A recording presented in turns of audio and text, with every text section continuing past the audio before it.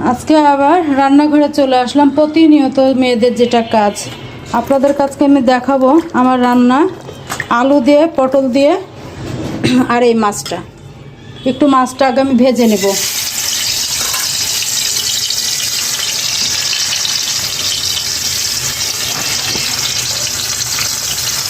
মাছটা ভেজে নিচ্ছি।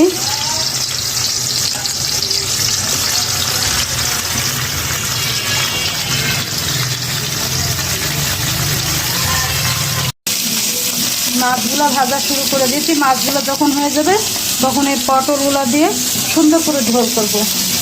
শেষ পর্যন্ত থাকবেন ক্যামেরাতে। তুলে নিলাম, নেওয়ার পরে সব কিছু মশলাগুলো মিশ্রণ করে রাখলাম। এখন এই মশলাগুলো ছেড়ে দিলাম।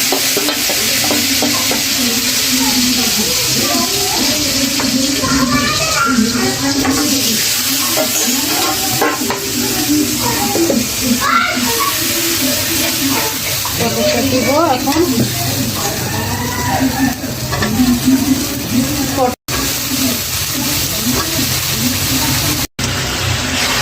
একটু পটলগুলো ভালো করে কষিয়ে নিয়ে, আলু পটল একটু না কষালে ভালো রকম ফ্লেভারটা আসে না। হ্যাঁ, আসলে আমি রান্না শেখাচ্ছি না ভাই বোনেরা, আপনারা একটু দেখবেন। প্রতিনিয়ত আমাকে ভিডিও দেওয়া লাগে, তার জন্য এটা করছি আমি।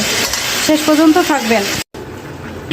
এখন আমি এই মাছের ফ্রাইগুলো সুন্দর করে আলু পটলের মধ্যে, ঝোলের মধ্যে দিয়ে দেব। মাশাআল্লাহ, কালারটা অনেক সুন্দর এসছে না? কেমন লাগছে আপনাদের একটু বলবেন। সাথে কিন্তু ধনেপাতা দিয়ে দিয়েছি।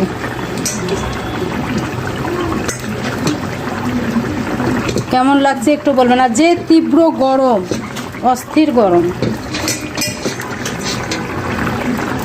এই তো আমার মাছের রেসিপি।